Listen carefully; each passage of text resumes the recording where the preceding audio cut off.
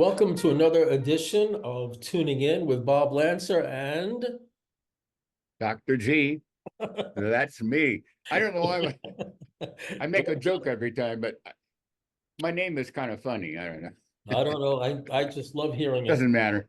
So I'm going to start with I'm going to just read one little sentence of Isidore's to start this off, because Tuning In is all about bringing to the world the wisdom teachings of Isidore Friedman that you and I were privileged to work with him on an individual, very close basis for a number of years. Yeah, and here's his book. It's now out, available right there. It's a great accomplishment, Greg, that you're making that available to people. It's on Amazon.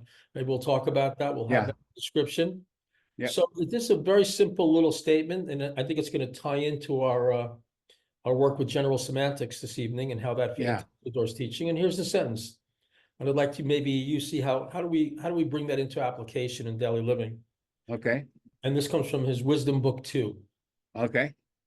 More and more, it becomes necessary to remain in perception in a gradually increasing spectrum of time and function.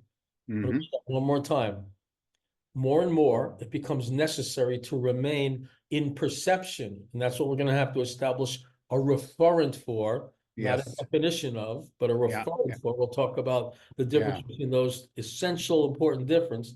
More and more, it becomes necessary to remain in perception in a gradually increasing spectrum of time and function. Mm-hmm. So before we say what is the referent for perception, what would you say? How would you distinguish between verbal definitions and a referent for a word?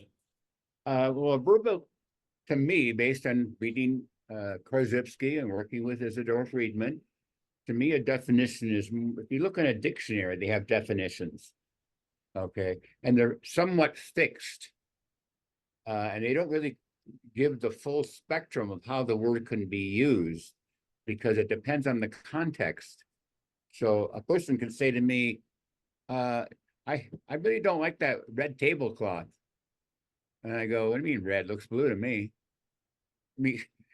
But if I talk to that person and say, okay, based on how I see it, I call that blue, and based on the way you see it, it's red. So that's your referent. I'll accept that. If you'll accept it, hey, we got a point of conversation here. So the referent points to direct actual experience, whereas the definition just points to a verbal description of what a word may refer to. But we're referring to actual experience. Yes, and you can point to it, or you can use sensory skills, or you can actually use a scientific method of some sort, where you can check the evidence, and you can verify the evidence for the most part. And we're always open to change, so the evidence can change too at some point, depending on the circumstance. But so let's talk about more and more becomes necessary to remain in perception. What does this mean? I remember he used to have this saying somewhere in one of his notebooks. He said, your luck is in your look. Look. And one thing I'm working on right now is the wisdom book, where we're going to have that come out in the fall. That's about half done. But it's about perceptive awareness, bare attention, or silence on the nonverbal level, if you're using the general semantics terminology. But it's not just words, it's a functional skill that you develop. Some people have it more readily available than others, but if you spend some time, and my referent for it is, it's a function that you learn to do, and you do it on a regular, if not all the time basis. Okay, so let's you can call it mindfulness, you can call it bare attention, but I'm using the word bare attention because Izzy uses it a lot in organics. Sure.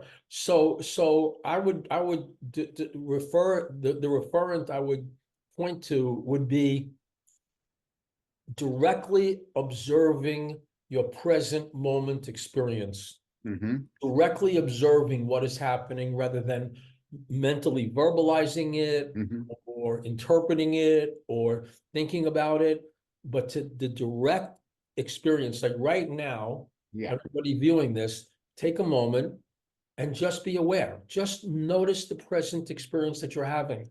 That's perception. Yes. Right? Right. And why is that so crucial? Because if you don't see what's going on, you can't respond to it adequately. Right. You don't have a good map of the territory. Yeah. Your map is like going to be not accurate. Yeah. So perception is the territory. Yeah, that's the actual territory. The verbal description of what you've observed, that's the map. Like, for example, a lot of times I like to take a walk along the river, and I'll get there and it's beautiful and so on and so forth, trees and flowers. But if I'm in perception, I'm aware of what's going on around me on a very fluid basis as I'm walking. If I observe myself analyzing in my mind as I'm walking, I'm really not in perception. I'm thinking about perception.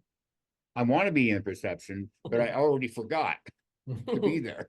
That's right. So that makes any sense. Yeah. The degree to which we are viewing our mental contents, to which we are thinking, to that degree, we're not fully present and aware of what is going on in the present moment. And that's where all the chaos starts. And of course, as I was being raised by the culture and society around me, that wasn't really a priority to be perceptive. No, the priority was exactly on automatic thinking, all the way from just nonsense all the way to some kind of intellectual analytical thinking. They all have their place, but it's a whole different world when you're actually in perception, bare attention, silence on the nonverbal level. Well, you feel a different energy completely. Well, that's a great segue into this diagram that's behind me. Yes. Because today's show is focusing on general semantics, yes, which Isidore stressed, Wittmann stressed. Isidore said, without a solid basis in general semantics, hope is lost for humanity. When I first heard that, I thought, wow, that's a big statement. I don't know what that means. And I thought it was a bunch of nonsense. I had my automatic reaction, but I got the book and I started to read it and I went, oh, I'm starting to feel and experience something totally different. The book, meaning Science and Sanity by Alfred. Science and Sanity by Alfred. Yeah. So it said, okay, there's something to this. I could feel the difference. So anyway. And one, Korzybski talked a lot about how propaganda actually creates mental illness. Oh, yes, of course. Right? Yeah. And so the structural differential, that's what this is called, which was invented by Alfred. So you see this diagram. Yeah. It's kind of like a defense against propaganda, including our own kind of propaganda, opinions that we like hold on to. He did this and therefore he's that kind of a person. And it's in this upset state. Yeah, we get into like automatic societal programming. It's almost like a software program. We aren't even aware that it's going in there. But once we become more conscious, more perceptive, we realize we don't want to do that. Doesn't feel right. Well, I think Korzybski says something like, if the current trend continues in the misuse of language, you're not basing your language on direct perception. He didn't use that term, but on direct nonverbal experience. In not too long of a time, you're going to have half of the world in an insane asylum and the other half of the world taking care of them.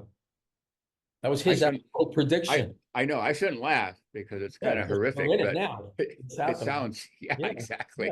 So, So, people need this skill in order to navigate this world now, especially with all the rapid changes in technology and AI. There's so many things out there, propaganda, advertisements, statements that people make who are in power.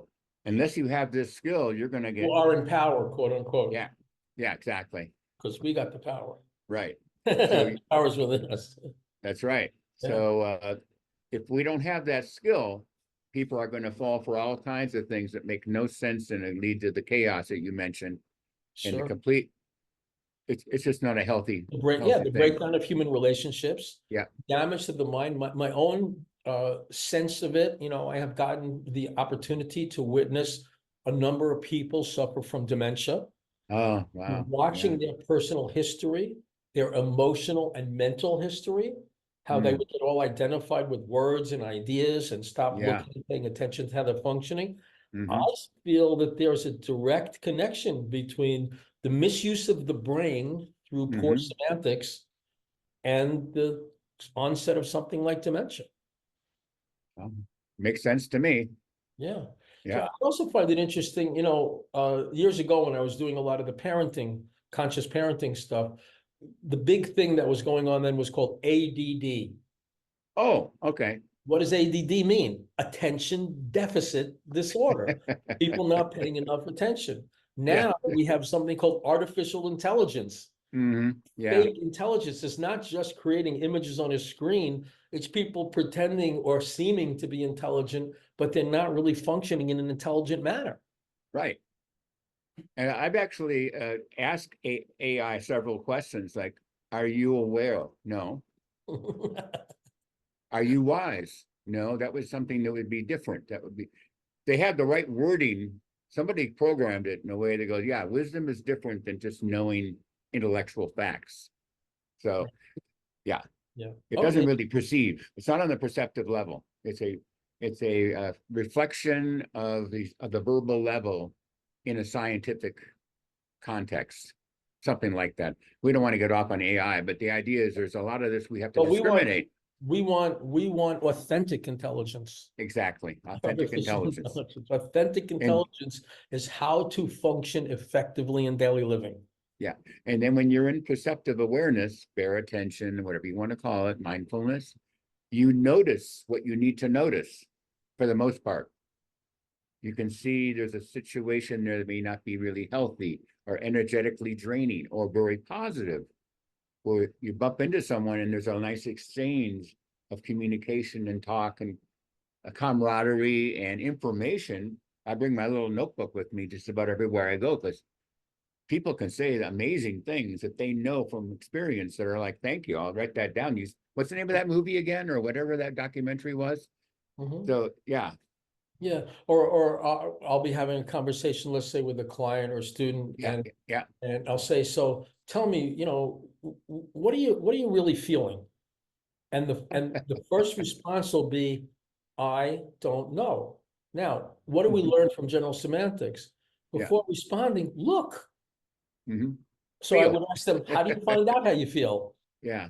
Right? Instead of just, I don't know. And then that verbal cloud blocks them from perception. Yes. Saying, how are you feeling? Let me look. Let me sense. Let me take some time and feel what I'm feeling. Instead of automatic statement, I don't know, blocks out perception. Yeah. Yeah. So yeah, they're experiencing something, but they block, like you say, block it out or not identify with it or not pay attention to it, or they even feel it and sense it, but they can't verbalize it. Yeah. Yeah. And then it goes to the next level, which Isidore talked a lot about, which is that the subconscious believes what you tell it. Yeah. So if you say to yourself, whatever you say to anyone, you're saying to yourself. And so if you say to yourself, I don't know, you just cut yourself off from the fact that you actually have within you an intuitive capacity to register like all wisdom in the universe. Yeah. You can know everything gradually, by degrees, if you just open up to it, but you tell yourself you don't know, and now you live in the ignorance that you've convinced yourself you're in. Another thing that's along the lines of your students and your clients and so on, if I go into a classroom to teach, I'll sometimes walk around, say hi to everybody or some of the people. Hey, how's your day going? How is it? Good. Good. Yeah. Okay. What do you mean? Can't What do you mean? complain. What do you mean good? Right. What do you Good, mean? good, Right good, there. What do you mean? good. That's what I mean. What are you That's actually it. going through? And then Right? you look at them. Yeah, sorry. Oh, my parents are going through divorce and I'm numbing out, So And I look at them sometimes and they look pretty good. And other times they look depressed, angry, upset, frustrated, bored, not happy, bah, bah, bah, bah, bah.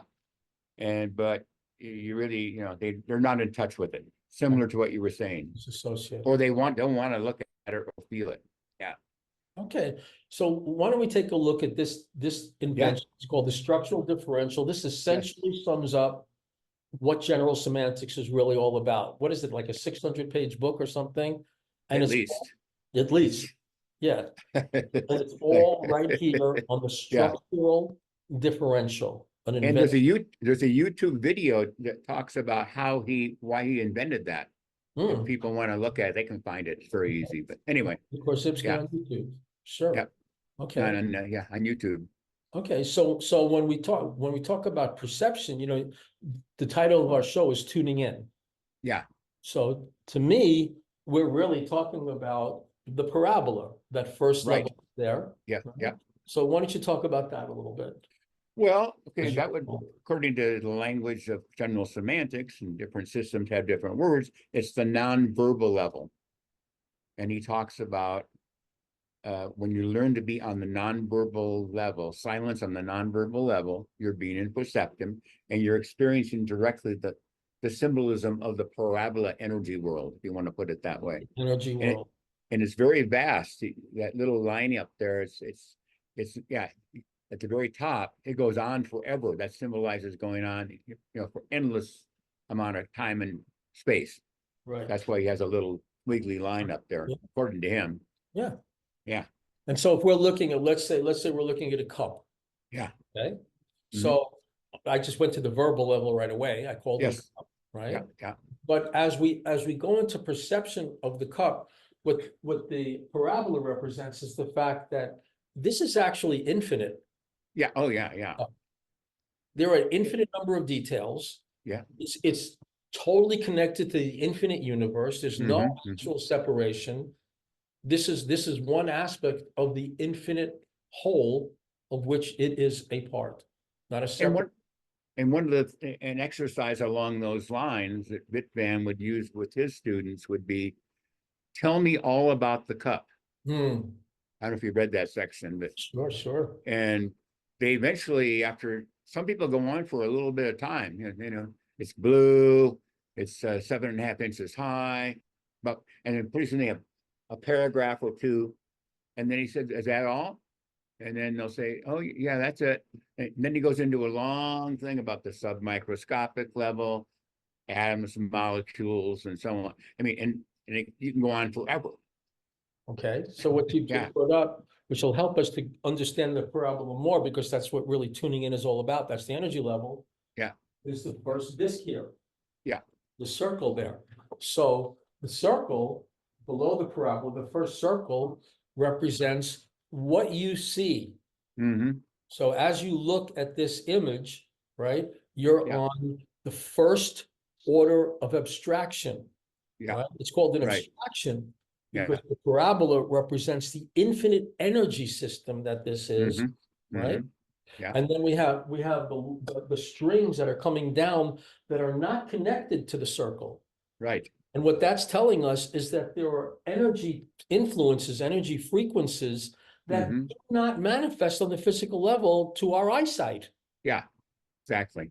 They're still present, but we don't see them on the physical level. What is one of the values of remembering this relationship between the circle and the parabola is it programs the subconscious to start to tune in on the energy level. This is not the totality. What you're looking at is an abstraction. So do you remember how this is formed? What creates this abstraction in our consciousness? Why does this look like a solid object if it's actually I mean, according to science, according to Korzybski, the rate of vibration on the level that our physiology, our optical sensory stuff can do is it can't go, it can eventually, but it's kind of stuck in a certain range out of habit, you could say, or conditioning. And so am I answering what you thought? Yes. Something along, But how do we produce this in our consciousness if it doesn't actually exist as we see it? Yeah. It's actually a parabola, an infinite energy system, but it looks like a limited structure. Why? Well, it has to do with the physiology that we have. of the So nervous system. the nervous system, you follow my point? Yeah, exactly. So the light waves bounce Yeah. off this dynamic energy system, Mm-hmm. strike my retina. Yeah, That sends a message through my neural system. yeah. And in my brain, I produce this red cup. And it looks like something you could, looks like something you could drink out of. It's not really red, right? Here's But my red, this yeah, is my there's the purple blue cup. cup. There's your blue cup, right? Because it could be a Yeah. neural disorder of some kind, Exactly. right? What we Yeah. call a neural disorder. They could be right and we could be wrong. But it's important to remember that every physical object is actually a dynamic energy system. Yes. Because one of what the word dynamic is so important because it Mhm. means it's changing. Yeah, I could pick up this cup, assuming it's empty because it was empty 5 minutes ago, and spill it all over my shirt because I Yeah. didn't notice someone filled it between now and then. yeah. And if you're in perception, you would notice that. Yeah, and if I'm thinking, I just Yeah. pick up, oh, damn, you know. And one of the things I noticed about being in bare attention perception is it knows where to turn. It kind of knows where to notice. Mhm. It's hard to put in words. You'll experience it when you do it. And I have lots of examples from life where, oh, but if I wasn't in perception, I would have missed it. Mhm. And then it gives you information, both positive, negative, and neutral, that'll be benefit how you navigate what you do next energetically. So it's almost like, well, maybe it's exactly like being guided. Yeah, exactly. It's a guidance system. Like of there's some a sort. guidance system of where to Yeah. look. Yeah. When you're going into your look, you'll sense where to look, where not Yeah. to look. You know, And yeah. and also feel, because you'll start being able to look 360 degrees, literally. But Mhm. your eyes won't see 360, That's might right. be 180, That's but right. you'll feel something behind you. You'll feel something in your gut energetically.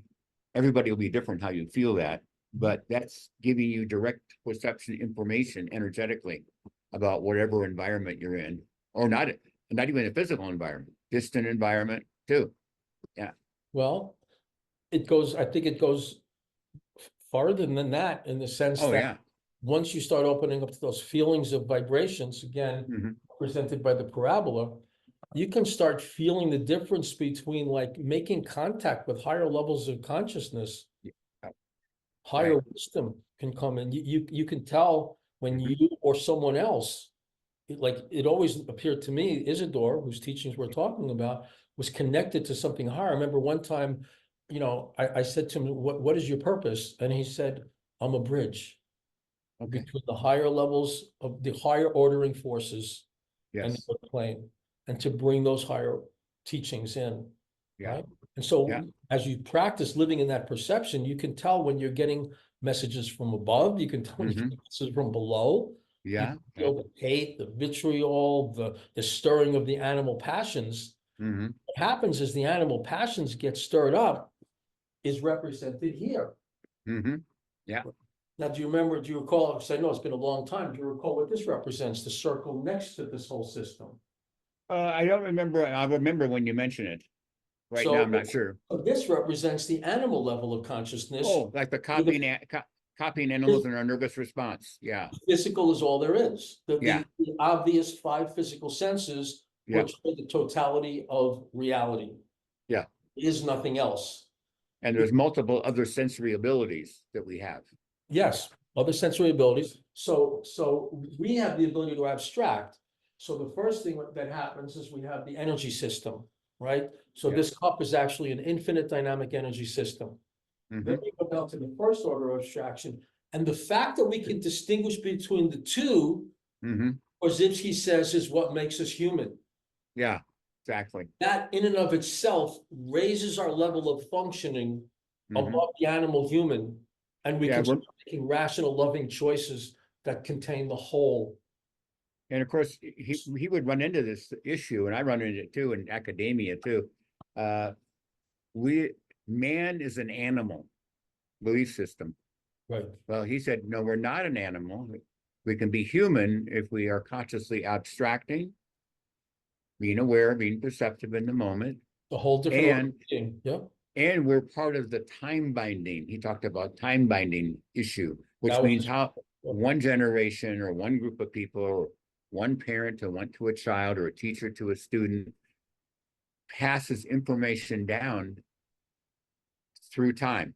That's right. Like we're all standing on each other's shoulders. Yes. Like to send a rocket ship to the moon, right? We couldn't have done that if Henry Ford hadn't invented the assembly line.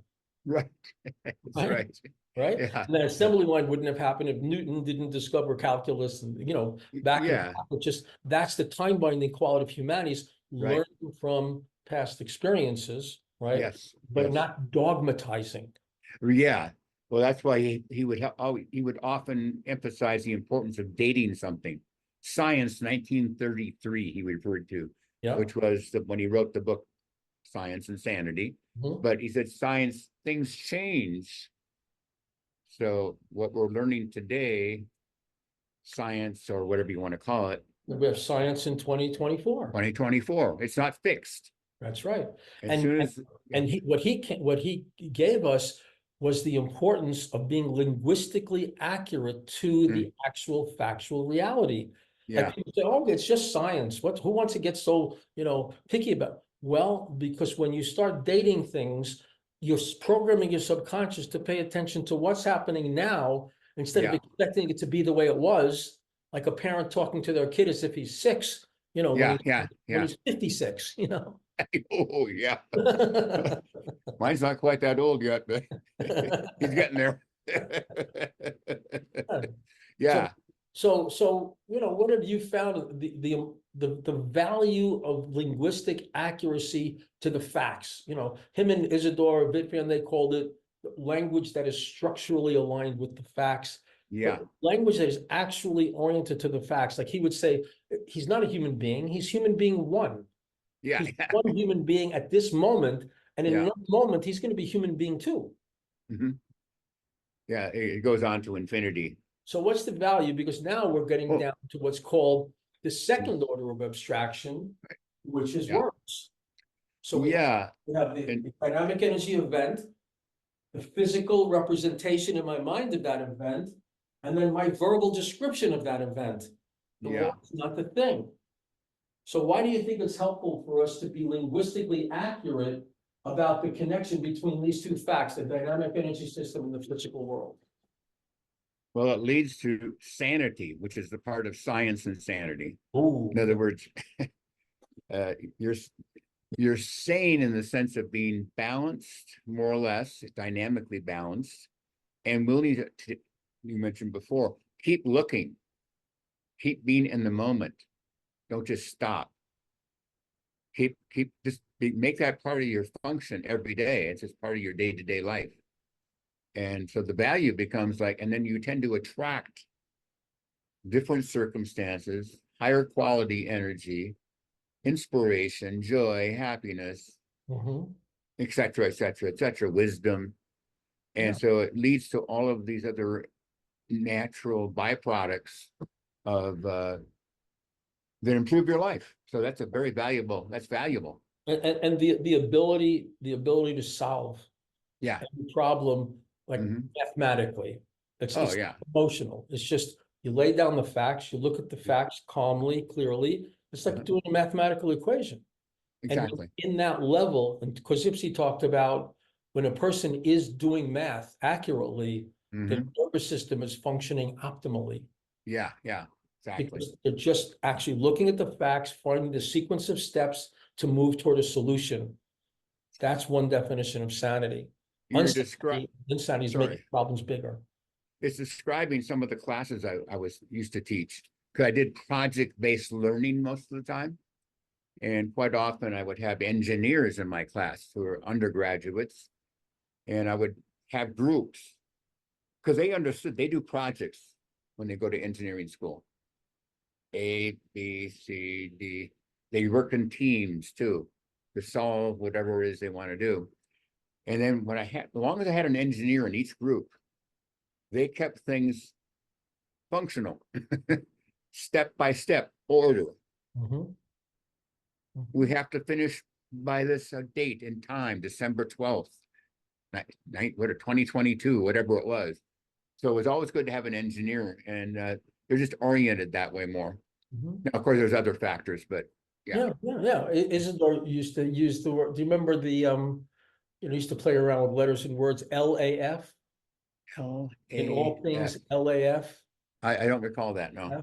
look at facts, Oh, look at facts. There you go. right? And then So you look what do we again. know? And What do you we look not know? again. Yeah, what are the Yeah. actual facts versus my opinions, my beliefs, right? Is Yeah, it just to like, quote the Buddhist saying, have no opinions, right? right. And that Buddha said no opinions. That's my only opinion. Yeah, so Which is just, a joke, which makes it fun. yeah, so, well, that's the Taurian likes to make it personal. All that Venus energy in you. Yeah. So, um, it's interesting how this show kind of piggybacks the last show we did on Mercury and the different signs. Oh, yeah. We're really looking at the mind here. Yeah, exactly. How it works.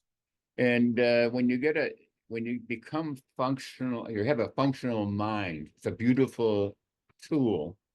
I often have people say, well, how do I do that? Now, I have a whole course on it called functional mind training, step by step for beginners who say, I can't do it. I don't want to do it. It's impossible to do it. Because they go, well, I can't, they'll make things up like, I can't stop thinking, so I can't really meditate.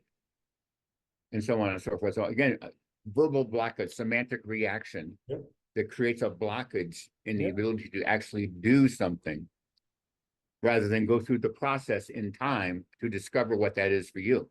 Right. Yeah. And so Korzybski talks about it as identifying with a word. Yeah. So if you say to someone, meditating could be really helpful. And they say back to you, well, my mind is always active, so I can't meditate. We say, let's step back a second. Right. And let's say, what do we mean by meditation? Exactly. Thank you. Right? So they're assuming meditation is a stilled mind, meditating on your navel and traveling up to Tibet. Yeah, perfect. No words ever or images ever go through your mind. That's it. Yeah. And that's what they're identifying with. They're saying that's what it means. Instead of saying, now, what do you mean by meditation? Well, what I mean by meditation is just observe the busy mind. Exactly. Just that's watch pure it. Buddha, and that's pure Buddhism right there. Yeah. Observe the busy mind. Yeah. So, being linguistically accurate, Korzybski shared a fascinating experiment in Science and Sanity where he was holding up a newspaper headline. Yeah. Right beyond the range. Remember that story? It's starting to come back. Yeah. So you'd hold up a newspaper article right beyond the range Yes. of the individual's perception. Yeah. You can see it as a blur. And then Korzybski would tell him what it says. Once he told him what it said, he could see it. Oh yeah, yes. Okay, that comes back to me.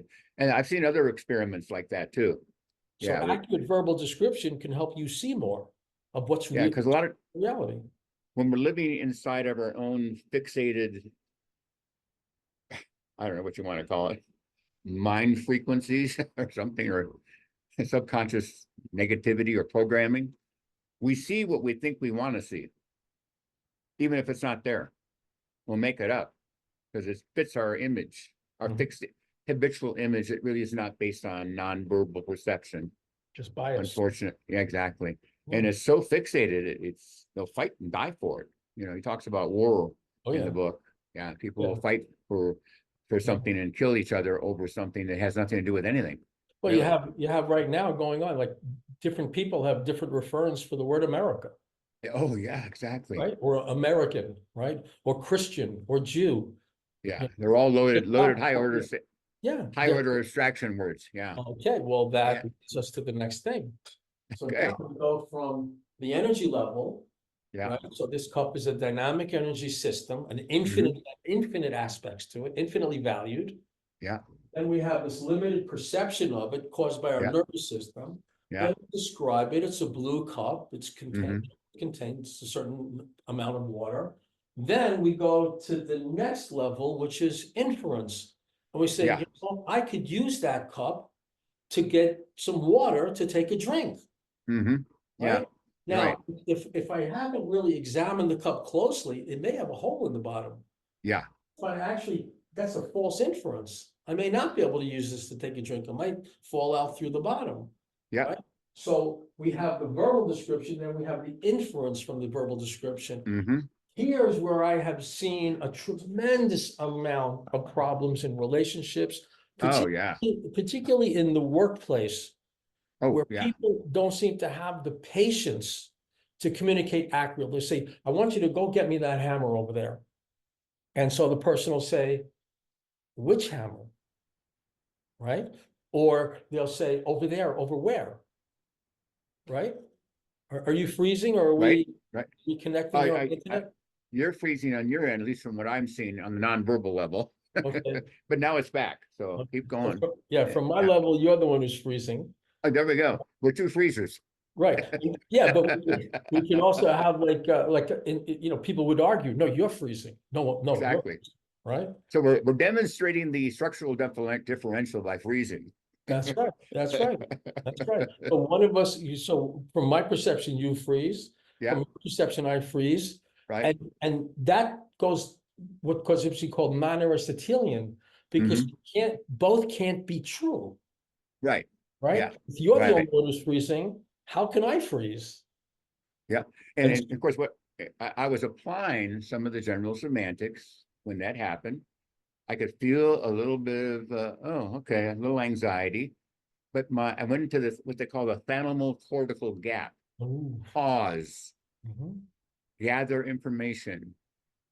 Wait a minute or two, nothing terrible's happening. It'll probably correct itself maybe, or we can talk about it, which we're doing. So it's a good demonstration, whereas I could have gone like, oh my God, don't push this button, push that, hit this. Oh, I'll call you back, you know. Yeah. Yeah. And then it wound up being helpful Yes. because we were able to demonstrate an aspect of general semantics where usually arguments are because Yeah. both people are talking about their own personal perception. They're not Yes. talking about the same thing. Right. Saying, that a car just went by. I say, no, it didn't. What do you mean it didn't? I just saw it go by. You couldn't have seen it go by. I didn't see it go by. And then they argue World about War III just started. that's right. World War Infinity. Well, speaking along those lines, Go ahead. Yes, you have. Korzybski talks about words are like sand in the machinery.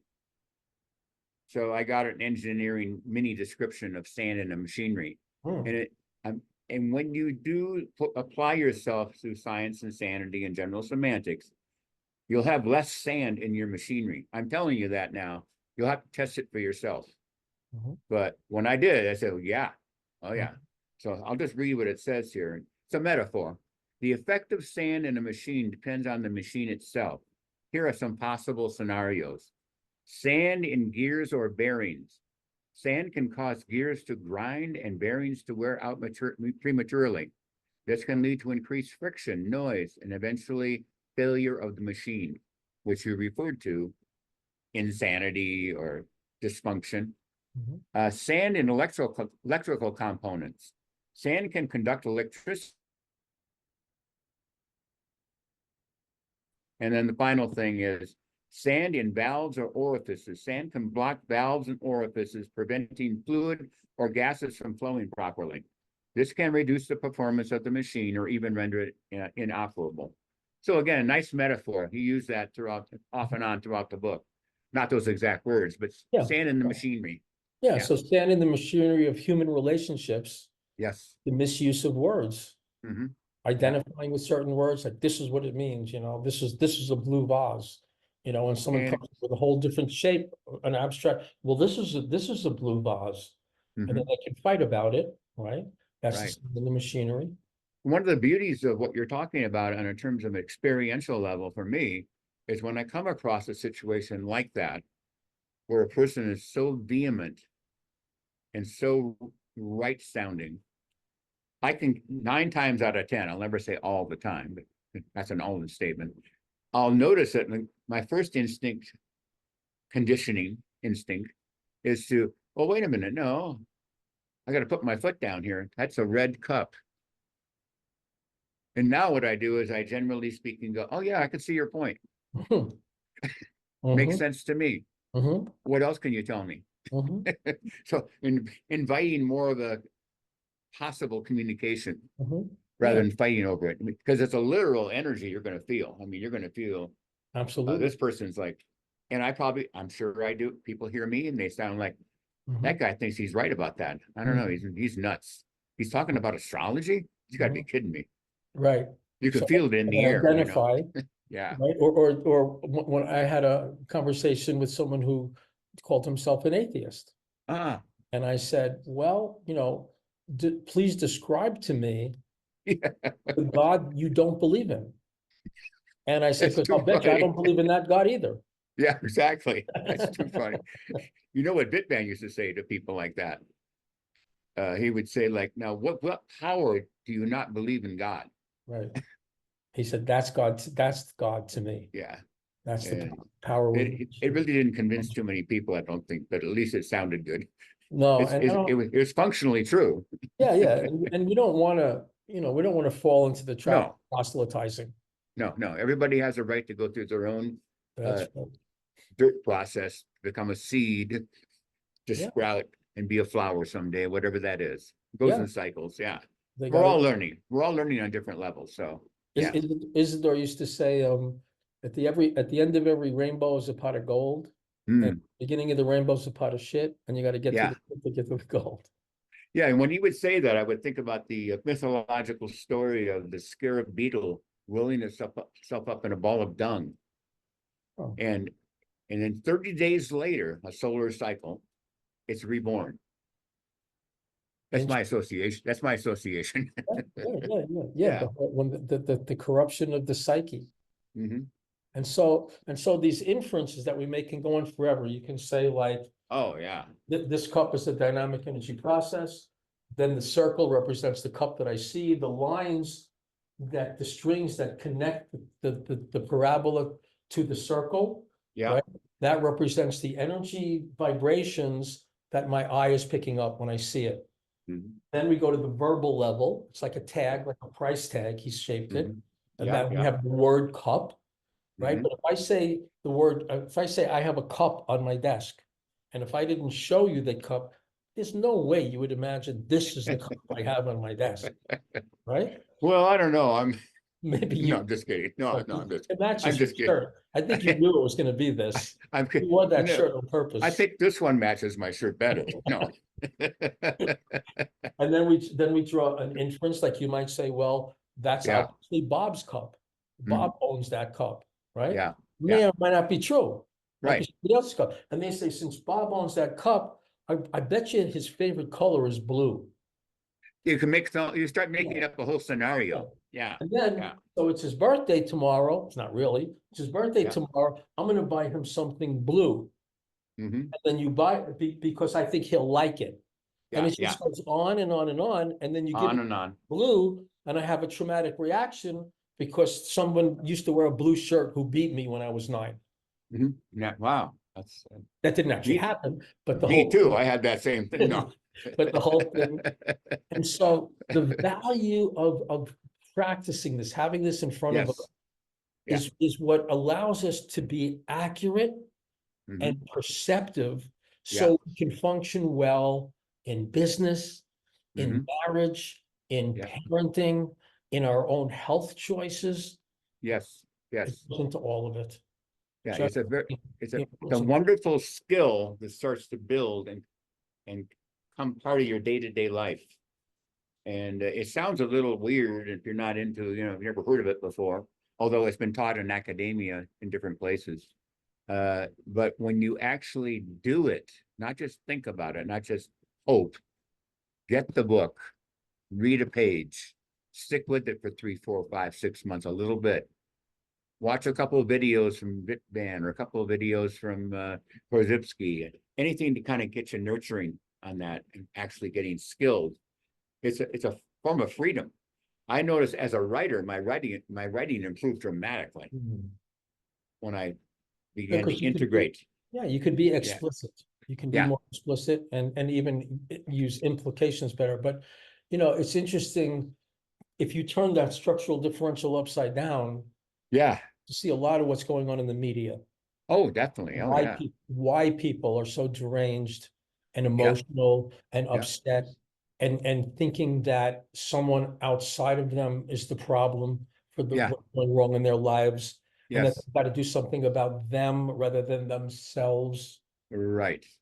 because of the way Yeah. the language is used. You put a lot of emotion behind a misstatement, Hmm. and a lot of people are going to believe it. That's right. You can, they keep repeating it. Before you know it, they think it's fact. That's right. So Isidore used to talk about emotional speech, Hmm. the Yeah. danger of emotional speech. Remember that? Oh, yes. Yes, So, quite often. can you comment on that a little bit? What are the Well, dangers of emotional speech? when you attach whatever you're going to think or say to a negative emotion, by negative, I mean excessive amount of anger, excessive amount of hate, excessive amount of revenge, excessive retribution, uh, Sorrow. sorrow, depression, grieving. Mhm. It's overamped in a way. So now you're not really clear on what the situation is. You're so dragged into the emotional part. And that's not to say that emotions are all bad, but it's when it becomes too much and it becomes burdened with your thought and belief. Before you know it, you're like negative energy, attract negative events, problems, issues, frustrate, whatever. There's a whole string, Chaos, yeah, conflict. whole string of things can start happening. And you know about people who have lost their temper and, oh, I can't believe I did that. Right. And some people have horrible consequences from one lapse. Absolutely. Some, yeah. And so, and I've noticed over time, I've had less and less of those, which is Mm-hmm. great. Mm-hmm. And I'm able to catch them quicker Mm-hmm. and go, okay, how am I going to use general semantics here? Mm-hmm. Okay, I'm having a semantic reaction. I can let go of it because he talks about non-identification or the is of identity. Okay, so what does that mean to you? The is, Korzybski has the phrase, the is of identity. Yeah. What does that mean to you? Well, for example, oh, it could be so. Oh, like what did I? There was something I had. It was today. Okay, I go into the bank. I ordered new checks for my checking account. Well, it was a credit union, respectfully different than a bank, and they charged me 4 times on my account for one set of checks. So I'm starting to feel frustrated. Okay, but we worked through a few things with the manager and the teller and so on, and it got to be like, you're going to have to go home and get all the checks that you have left and anything you've gotten in the mail and bring it back. So now my semantic reaction was, I really just want to go home. I don't want to drive a half hour there and a half hour back. So I'm making up false things in my mind. But then I noticed, okay, started letting go, I stopped identifying. So I went through a little bit there, a couple minutes.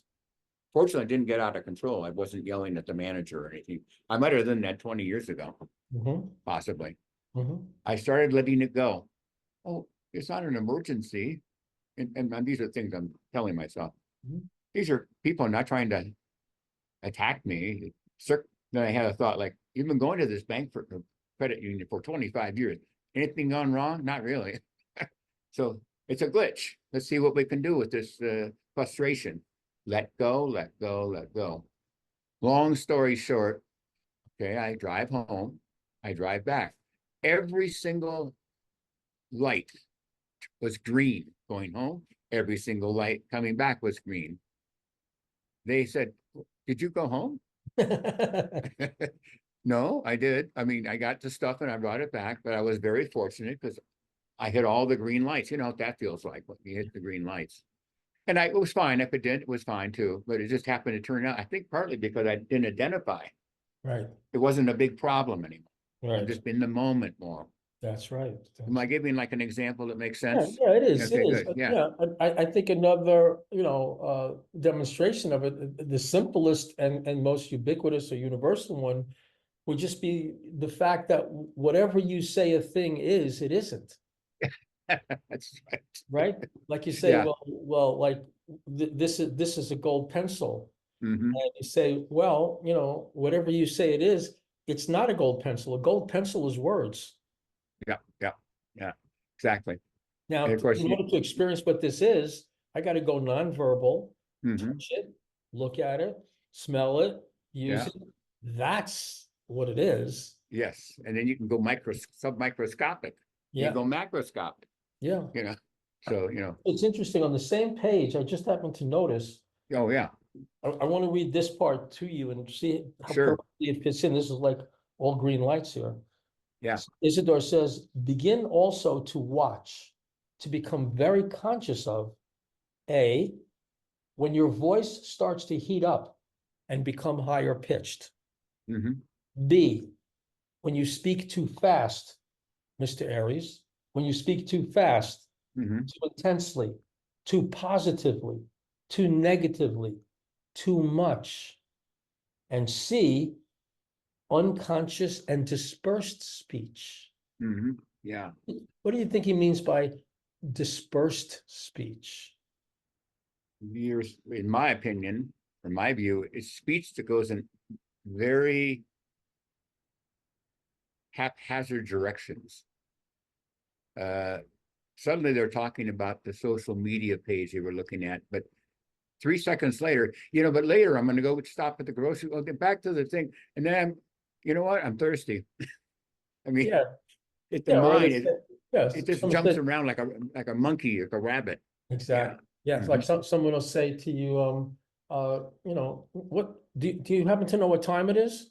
And they'll Mm. say, well, it's interesting you should ask. Someone recently asked me what time it was, and I didn't really have a watch. And they said, that's okay, they'll ask someone else. And then, oh, by the way, I think I'm out of butter. Like So stringing together non sequiturs. that's right, not Yeah, sequitur. Yeah. yeah. And so when the speech is focused, when we Mm, get to our point, we make our point yeah, simply, concisely, and clearly, it's putting our energy in a certain space where we're yeah. moving toward our goals and fulfilling our aspirations more directly. hmm Then Yeah. being aware of these signs that you're getting into emotional speech, you're speaking too fast, too intensely, too positively, too negatively, too much. All of those are signs that your speech is starting to cloud your mind and you're hmm losing your perception of how you're functioning, where you're functioning, what's going on, how to deal with it. Yeah, and as teachers, we at least I know I have to be aware of where is that person at? Am I gonna, because we're trying to introduce people to general semantics, and it can be a task to do that. That's why people have to make a commitment to give it a shot and experience it. But uh, if if I'm teaching a course or a class or a presentation and I'm going way over their head, I'm I'm going over the details of E equals MC squared, but we're supposed to talk about the American Revolution today. Okay, E is the Yeah, yeah, right. Or you're talking to someone E equals MC square, and yeah, they're just learning multiplication. yeah, exactly. And Izzy talked about that. In other words, you want to match maybe a little bit more Yeah. so they're ready for that, which is good. It's a healthy connection using the law of three to actually use words wisely and effectively to communicate And and the give law them of a chance. three, the law Yeah, of the three is law. while you're communicating, you're aware of Yeah, yourself, you're yeah, aware of the person, you're watching the person, his yes, responses, how you're being, what's happening to the relationship. Is it becoming adversarial? yeah. Or is it, so you watching, And being, also, as a teacher too, you don't want to. You want to kind of get a sense of where they're at in a healthy way, so that you're not talking down to them for something they're already fairly well gifted at or adapted to or learned. So talking. you want to, yeah, you find a spot there where you can Mhm. all work together. If you start talking about addition to a person that does calculus, they're going to kind of go, well, I've been there, done that, Yeah. and you keep And that's going, animosity that happens. It's a waste right? of time. They hmm look at the speaker as an imbecile. And then, Yes. well, also, there's the factor, you might want to hold up the cover of that book again, Isidore's book that you just published for us, Organics, because that book goes a lot into organic education.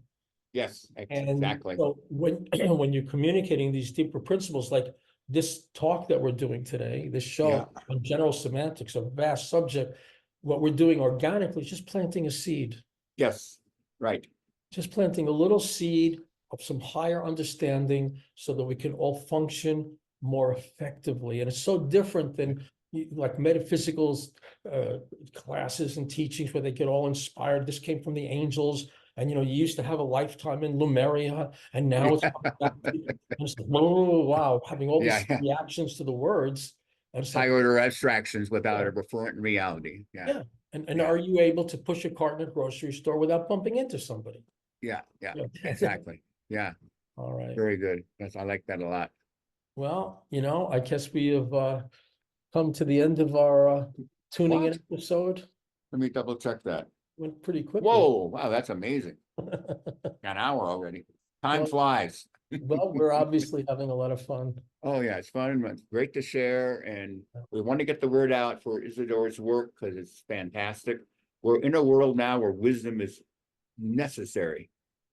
And we need to get out. He was a wise man with a lot of wise material, and we're trying to share that. And people will get more of a sense of direction from that wisdom.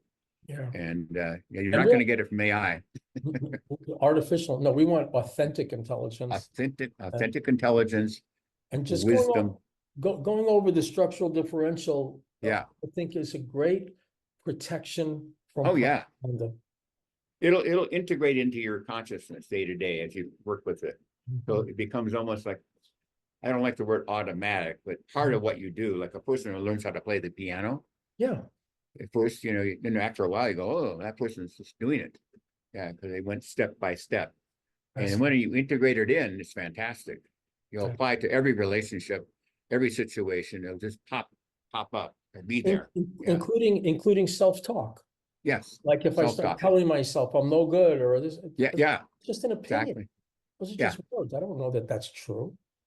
Yes, I know in my case, if I'm able to observe thoughts going through there, whatever, here, sometimes I go, what?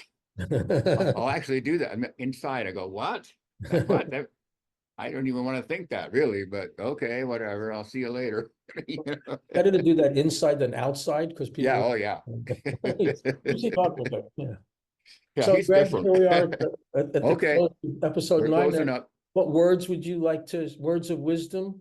Would you like to? I would say, I don't know if it's wisdom, but from my heart to whoever watches or listens, both, give General Semantics an absolute 3-month trial. Buy the selections from Science and Sanity, wherever you can go to get it, used if you have to.